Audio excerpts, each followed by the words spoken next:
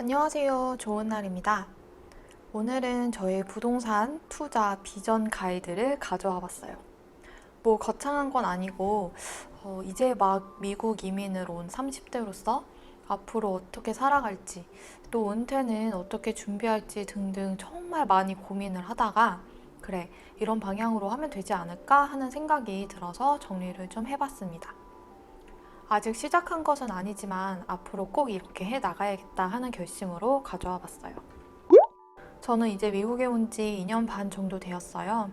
버지니아에 온 지는 한 1년 반 정도 되었습니다. 미국에 와서 가장 놀란 것은 바로 월세인데요.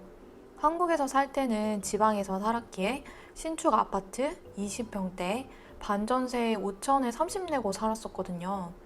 그런데 버지니아에 오니까 DC에서 40분 정도 떨어진 곳에 위치한 메트로 역세권 18평 방 1개 1년 계약 월세가 1,700불이더라고요. 뭐 원 단위로 하면 180만 원 정도? 저희는 차가 한 대라서 역 근처에 살아야 했고 또 역세권이라고 막 아닌 구역이랑 그렇게 가격 차이가 많이 나지 않았어요. 아니 솔직히 이렇게 월세 내고 살면 도대체 언제 돈을 모으고 집을 사나 걱정이 진짜 많았습니다. 한국처럼 전세라도 있으면 그 기간 동안 바짝 돈을 모아서 집을 살 텐데 월 1,700불씩 이게 거의 연 2천만 원이 넘는 돈이거든요. 이거를 그냥 생으로 내야 된다는 게 정말 말이 안 된다고 생각했어요. 게다가 이제 슬슬 2년차 계약 얘기가 나오고 있는데요.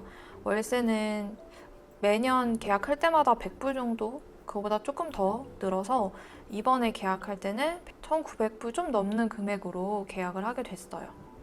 근데 이것도 원래 사는 사람이라서 이 가격이 된 거고요. 지금 그냥 현재 시세로 봤을 때는 2,100불 이상입니다. 2,100불 이상이면 지금 한 230만 원 정도 하는 것 같아요. 솔직히 진짜 가격이 너무 터무니없다라는 생각이 많았는데 부동산들을 계속 보다 보니 그리고 부동산 강의들을 계속 듣다 보니 어느 순간 이 상황을 다른 시각으로 봐야겠다는 생각이 들더라고요. 우리가 방 한 칸 집 월세를 1,900불 낸다는 얘기는 누군가는 방 한 칸 집으로 월세 1,900불을 받는다는 얘기잖아요. 게다가 이 금액은 매년 늘어날 거고요. 이 생각이 딱 드는 순간 얼른 집주인이 돼야겠다는 결심이 들었습니다. 저희는 아직 프라이머리 집이 없는 상태예요. 지난 1년 반은 이제 공부를 하고 준비하는 기간으로 보냈고요. 이제 슬슬 원하는 지역과 금액대를 나름 정리를 해가고 있습니다. 거의 60개가 넘는 오픈하우스를 다녔고 다녀간 곳들은 팔로우업을 하면서 얼마에 팔렸는지 기간이 얼마나 걸렸는지 등등을 정리하고 있어요.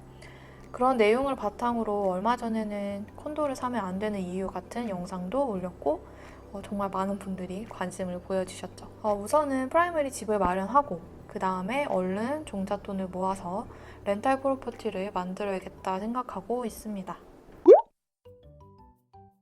한국에서는 전세를 낀 갭으로 집 구매를 많이 하죠. 보통 이 경우에는 바이 앤 홀드 하면서 집의 시세 차익을 노리는 경우가 많은 것 같습니다. 저는 도대체 미국에서는 어떻게 전세 없이 렌탈 프로퍼티를 만드는 걸까 너무 궁금했어요. 아니, 제 돈을 다 주고 집을 사기에는 수익률이 따라오지가 않죠.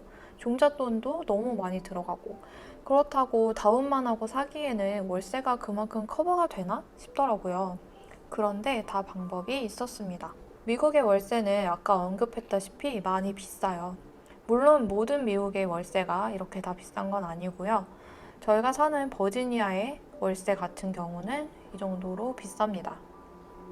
왜 이렇게 비쌀까 싶었는데 이게 집을 구매하는 경우 나오게 되는 모기지 원리금, 관리비, 세금 이런 게 다 포함된 금액인 거예요.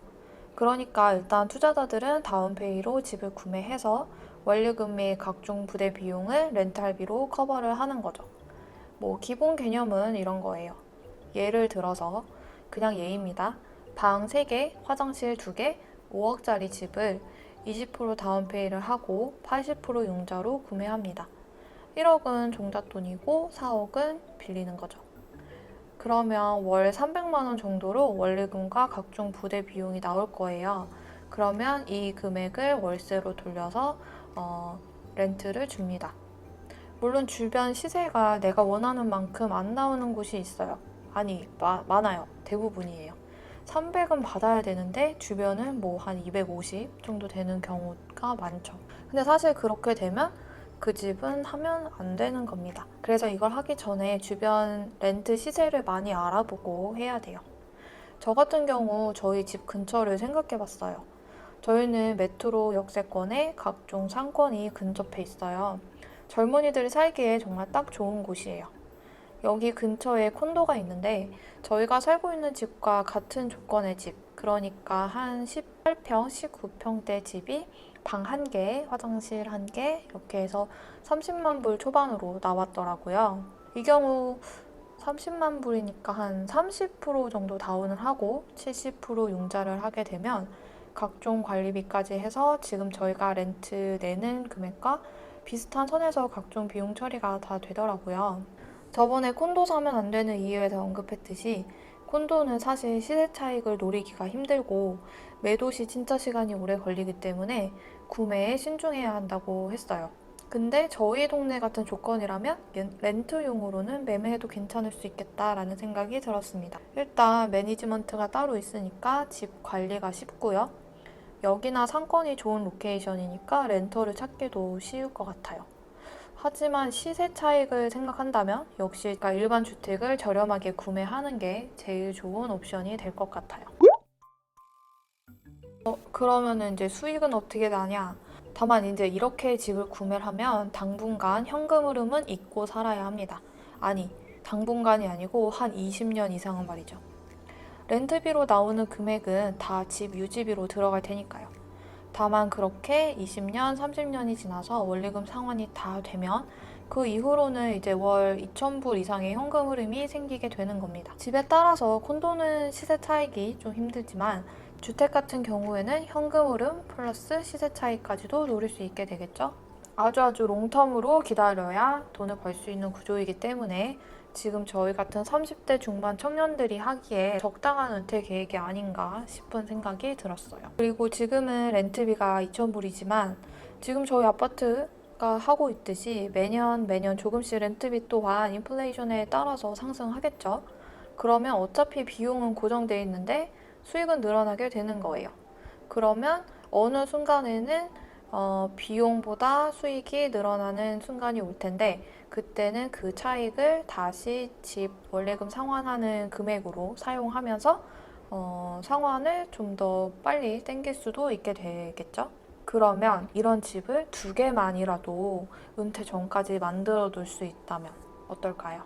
그래서 지금 계획으로는 거주하는 집 1개 제외하고 40 전까지 렌탈 프로퍼티 2개를 만들어야겠다라는 생각을 갖게 되었습니다. 그래서 이제 30년 뒤 60대가 되었을 때 괜찮은 현금 흐름을 만들 수 있게요. 종잣돈을 만드는 과정이 쉽진 않겠지만 그거는 뭐 어떻게든 벌고 안 쓰고 모아야겠죠. 자, 답답한 현실에 열심히 머리를 굴려보다가 이런 가이드가 나왔는데요. 아마 이미 많은 분들이 알고 계시는 방법일 거라 생각됩니다. 저는 그걸 이제야 깨달은 거고요.